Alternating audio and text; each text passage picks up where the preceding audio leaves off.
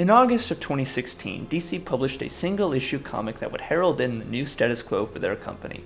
Written by Jeff Johns, the then chief creative officer of DC Entertainment, the book set out to relaunch the DC Universe in an exciting new way. Hello, and welcome to More Than Just a Cover. This series is something I've wanted to do for a long time, and with good reason. With the rise of comic book adaptations into mainstream media, superheroes have become more popular than ever. But comics have always felt like an obstacle to some. For many, they're too complicated. The decades of history any one character has is just too much to digest for the average reader.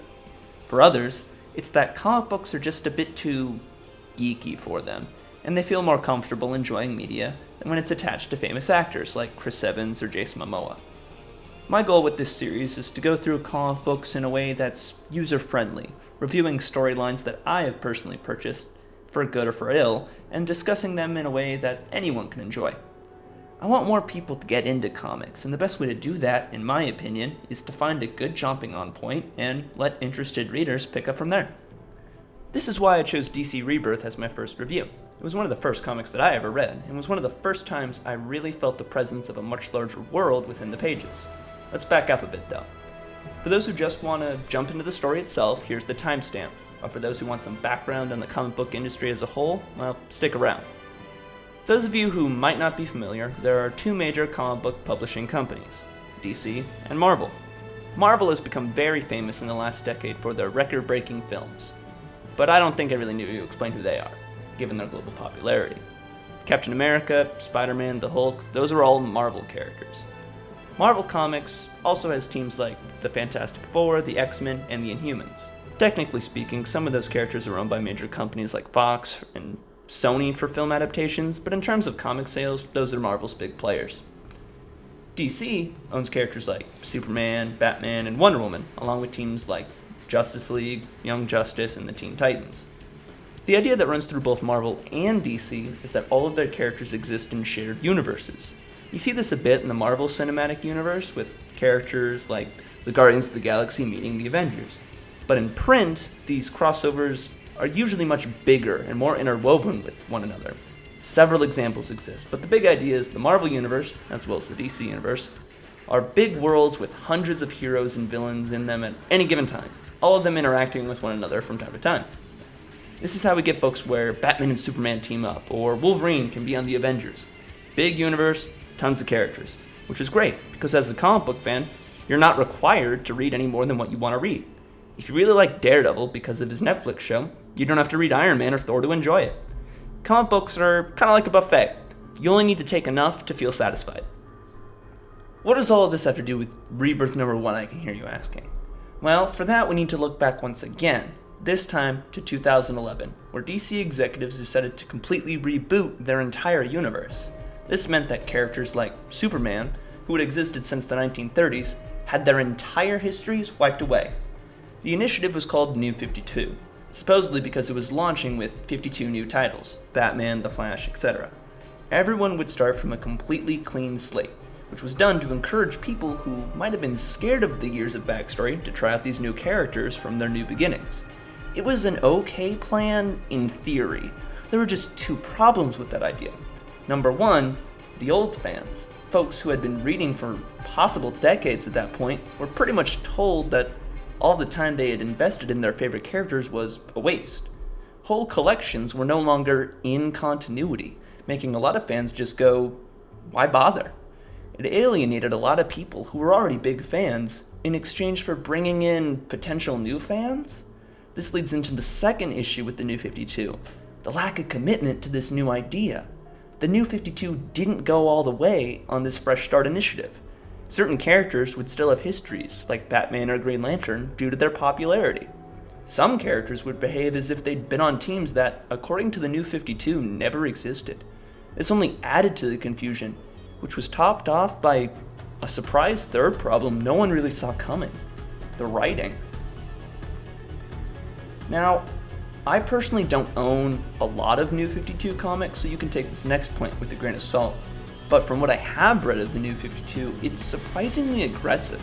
It's hard to describe, but a lot of the mainstream characters like Wonder Woman and Superman were really angry all the time, being more prone to bursts of rage and shows of force. The only character I ever saw this work for was one by the name of Billy Batson, who you might know from the Shazam movie that came out recently. To make a long story short, there was a very specific reason his character was acting more like a punk than usual, but hey, just like DC Rebirth, it was written by Jeff Johns. Yet again, Jeff Johns was still CCO when the New 52 started, so in my book he's 1-1. Bringing it back to Rebirth, after about 5 years of the New 52, DC realized that their sales were in decline, and no big multi-part crossover story or action-packed event was going to bring in sales at a consistent rate. Instead, Jeff Johns decided that a new, fresh start was needed. Already you can see the problems, I'm sure, but Jeff had learned from his mistakes during the New 52. As mixed as it was, erasing the New 52 from continuity was just going to make those new fans they'd worked so hard to get disappear. No, what the company would need to do was continue the universe and characters of the New 52, but find a reason for there to be a new jumping on point. On top of that, they would also need the writing to transition characters back into their former selves. So how did they do this? Simple. They killed Superman. Yes, in 2015, knowing that DC Rebirth was just over the horizon, the final arc of the New 52 was the final days of Superman, wherein the New 52 Superman battles alongside a much older, more mature Superman with a beard against a clone made out of solar radiation. It's exactly this sort of insanity that you should come to expect from comic books. It's a complicated story, but it has really sweet moments of the titular character saying his goodbyes. And despite how edgy the New 52 is, it's a pretty touching story. So that's where we start DC Rebirth. With Superman dead, the New 52 universe of heroes mourning his loss, and Jeff Johns hoping he can redeem himself and DC as a whole from the mess that was the New 52. So without further ado, let's discuss DC Universe Rebirth number 1 and decide for ourselves if comics are really worth getting into. The first page of this story is used as narration for an unseen character, while we see the inner mechanisms of a clock. Our mystery character talks about his uncle's watch, which has been passed down from generation to generation, and has now been passed down to him. He talks about how both he and his uncle used to be optimists until the day the watch broke, how he and everyone lost time. By the end of the first page, you get the idea that something bigger is going on, some unspoken plot that's about to be unraveled. The narration continues about how our main character loves the world, but something's missing from it, as if it's been ripped away. He mentions that he's been outside of reality like this before, but he's always been able to pull himself back.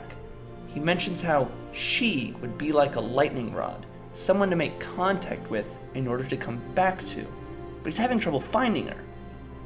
We find ourselves in the Batcave, and our narrator remarks on how he knows Bruce, how he knows how much Bruce is lost, and we can see Batman watching news footage of Superman's death. Batman switches the news feed to several screens featuring the Joker. Our narrator comments that he's beginning to break through the cracks in reality, that while trying to contact Batman could kill him, he needs to try, as the state he's in right now is worse than death. He's been forgotten. A bolt of lightning crashes through the Batcave, with Batman looking up in time to see our narrator appear and introduce himself. "My name is Wally West, and I'm the fastest man alive." Bruce, however, mistakes him for Barry Allen, the Flash. Wally persists that Bruce knows him, but it quickly becomes clear that he doesn't. Another lightning bolt zaps into Wally as the young man is reeled back into whatever limbo he was in before. We see Wally relive his earliest moments in continuity, him meeting his uncle, who was Barry Allen, and getting hit by a similar freak accident to the Flash's, and in turn, gaining super speed. Yeah, to those of you who are using this video as a jumping on point into comic books, you should know that lab experiments and radiation usually create superheroes, no matter what writer's at the helm. We continue to get these very great flashback panels of Wally West growing up with super speed, learning under the Flash, and even joining the Teen Titans. But then one day, the sky turned red, and Barry saved the universe. This is in reference to a major crossover event that took place before the New 52, which by all accounts shouldn't be canon. But yet again, neither should this Wally West, but more on that later. Wally continues on, relaying to the audience how he used to be the Flash, picking up where Barry left off after his death. Wally fell in love, had a family, and then by some miracle, Barry came back. Things were perfect. And then they weren't. Wally reflects on the event that kickstarted the New 52, one that Barry actually caused. It's complicated, and I've gone into a lot of backstory already, but just know that it has a lot to do with time travel, the butterfly effect, and trying in part to explain why characters were so different in the New 52. Wally goes on to say that something dark reached out, using that flashpoint, as it's called, as a place to begin reforming the universe as a whole. Wally believes that someone, or something, stole 10 years from the DC universe. This thing, whatever it is what has made everyone so aggressive and inexperienced. Wally continues hurtling through the universe, unseen, ending Chapter 1. Afterwards, we cut to 2 brief scenes. The first is of an unnamed man in a home for the elderly, barricading himself in a room out of fear. He continues to call out for the Thunderbolt, but nothing comes, until Wally arrives, begging the old man to find the Justice Society. The old man, tears in his eyes, simply responds, "It's all I've been trying to do." Wally is once again bolted out, just as orderlies burst through the door, dragging the old man away, completely unaware that Wally was ever there. The next scene is of a Jane Doe in lockup, as 2 Metropolis City cops are trying to figure out this girl's motives. Apparently she'd stolen some food, but her excuse was that where she comes from, food is free. Impressed, the girl says that she wants to speak to Superman, that the 2 of them are good friends. Her only possession being a golden ring with the letter L on it. Wally continues to push through reality, searching in vain for someone to latch onto. We get more quick snapshots into our new DC universe. Ryan Choi, a student at Ivy University, is being scolded for not being accountable for the professor he assists, one Ray Palmer. Ryan races through the halls, attempting to find him, to no avail. Eventually, he heads to the secret lab of Professor Palmer's, but upon entering, realizes that no one's inside. He sees a larger machine, and then a video recording of his mentor in blue and red spandex. This is the Atom, a superhero who uses technology to shrink to subatomic sizes. He had found a disruption in the temporal nanostructure of the timeline and had shrunk incredibly small to uncover what it was. This video was set up to play in case he didn't come back. The recording of the Atom gives a spare size-changing belt to Ryan. Wally uses this time to mention how legacy is not forgotten, as we cut to more new characters. Billionaire industrialist Ted Cord and the average teen Jaime Reyes. They both have connections to the Blue Beetle Scarab, a piece of alien technology which is currently attached to Jaime's back. The 2 plan on working together as they both have experience with the Scarab, but Ted knows that he would be working in more of a mentor role than a partner one. Jaime transforms into the Blue Beetle, flying away in order to make it to school, as Ted Cord is approached by a gold-helmed magician named Dr. Fate, who claims that while Ted Cord may believe that the Scarab is technology, in truth, it's magic. Wally narrates that the world is filling up with new heroes, with new light and new ideas that will not only discover their new gifts, but embrace them. We see a young costumed boy celebrating his 13th birthday alone, but smiling. A young woman with a Green Lantern ring communicating about someone called Sinestro, and a teenage boy speaking with his mother about his attraction to boys, with the implication being that he has an affinity for aquatic powers. The final flash we get is of a woman, power in her eyes, racing through the alley streets. She mentions that even though Pandora unleashed evils upon the world, there was still hope. She continues, and the heroes of this universe will embody that hope, their devotion, their love for one another will vanquish what you've done. It may be over for me, but they will prove you wrong. They will prove you are nothing but a lonely, cruel monster. And that's it. A blast of blue energy strikes her, and she's nothing more than dust and smoke, ending Chapter 2. We cut back to Wally as he continues moving through the DC universe, finding himself witnessing the aftermath of Superman's death. Wally senses the pain and loss that everyone here is going through, but comments on something suspicious. While many people here are good friends of Superman, not many of them actually know each other. He points out that Oliver Queen and Dinah Lance, who you might be familiar with thanks to the CW's Arrow. Before the New 52, they were something of a power couple, even getting married at one point. But here, in this new timeline, they barely know each other. Wally comments on how he remembers, which makes things even stranger. Either they should be together, or whatever took years of time away from everyone should have affected Wally as well. We cut to a small motel where a more mature Clark Kent is watching the news of Superman's death. This Clark Kent is assuming the name of Clark White and is trying to hide himself, his wife Lois, and their son Jonathan. We don't get too much information on why they're here. Now, if you'd skip the recap, it's important to know that this isn't Superman faking his death, but a completely different Superman altogether, being older and experienced. His arrival in this universe is one of the driving elements of his stories going forward, helped in part by the arrival of a new character, Mr. Oz, who warns this older Clark Kent that things with he and his family are not what they appear, and just as quickly vanishes, leaving Clark to wonder about questions still unanswered. We get a quick scene of Aquaman proposing to his longtime girlfriend Mira, with the two sharing a powerful moment of affection. It's this love that pulls Wally closer to his lightning rod that he mentioned earlier in the book. This is where we meet Linda Park, a small-time reporter for Super News, trying to get past the police line around where Superman died. She fails, and she heads out, as it begins to rain. Wally figures that it doesn't matter how much the world has changed, so long as he and Linda are still together. Every time in the past that he's been beyond reality using his super speed, it's been his love for her, and in turn her love for him, that has been anchoring him back home. He hopes that with her investigative skills, the two of them can warn the rest of the superhero community. He arrives in front of her, with the bolt of lightning striking so close it scares her to the ground. Wally smiles and offers a hand, but the sad thing is that she doesn't remember him. That life the two of them had, the children they raised, all of that history, well, it's gone. She doesn't know him anymore. And with a final agonizing plea, Wally is ripped back into time by another lightning bolt, leaving Linda alone in the rain and closing Chapter 3. Chapter 4 sees Wally throttling through the locations at a breakneck pace. Anyone he can think of, old allies and enemies alike, but none of them remember him.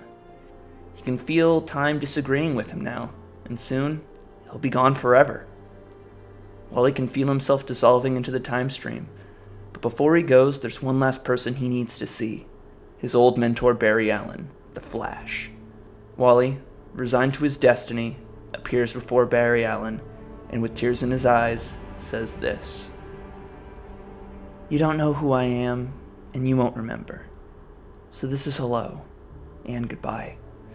Before I say anything else, you need to go to Batman. Tell him that there's something wrong with history. Someone has infected it, and you all forgot things. Like me. Barry, thank you for an amazing life. Thank you for your kindness, for your inspiration, for being there for me so many times.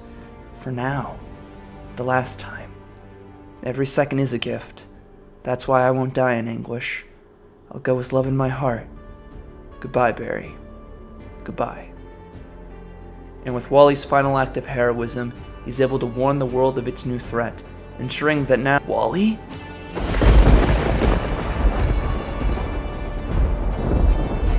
I'm back? I'm so sorry, Wally. How could I ever forget you? I cannot express to you in words the sheer love and passion that this one page stirs inside of me. The absolute joy and happiness of a reunion of this scale is just nothing short of beautiful. It's as simple as a hug, but it's so much more than that, to me at least. It's the camaraderie, the support, the unwavering love that these two characters share for one another. We're told that Barry remembers now. He remembers Wally growing up, becoming Kid Flash, everything. He apologizes for everything, for the flashpoint and forgetting, but Wally stops him. It's not Barry's fault the universe is the way it is. Something else is out there, playing with them like pawns on a board. As Wally continues, we watch as Batman inspects his cave in the aftermath. When the lightning bolt struck, something had come with it, and it embedded itself within the cave walls. As Batman inspects it, Wally continues. I tried to see who it was. I couldn't. But I know they're out there. And they're waiting to attack again, for some reason. I can feel it. Even now, Barry. We're being watched. And with the page-turn reveal, we discover that what Batman found is none other than the blood-stained button from the Watchmen series. So that was DC Rebirth, and I think it does exactly what it sets out to do. The sheer size of the DC universe is filled to the brim with story hooks and plot threads, each continued in each character's respective titles.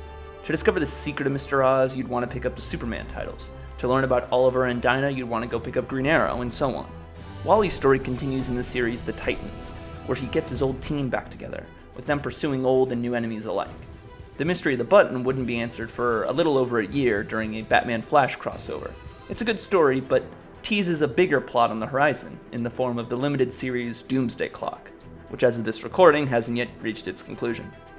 In the end, I think this comic's goal was to assure readers of DC that their commitment to these characters and their histories hadn't been forgotten. The mission statement from this point on was to bring back things that new readers loved about their classic characters. More inspiration, more hope, and more genuine emotions. Many of these books from this point on are instant classics in my mind, like Tom King's first 3 arcs on Batman, Sam Humphrey's run on Green Lanterns, where Power Ring, which is charged by willpower, is given to a girl with anxiety, and especially Dan Abnett's work on Titans, but more on that later. Folks, I hope you've enjoyed this first plunge into comic books. They're complicated, they're crazy, but overall I just think they're a good time. Hopefully you think so too. See you next time.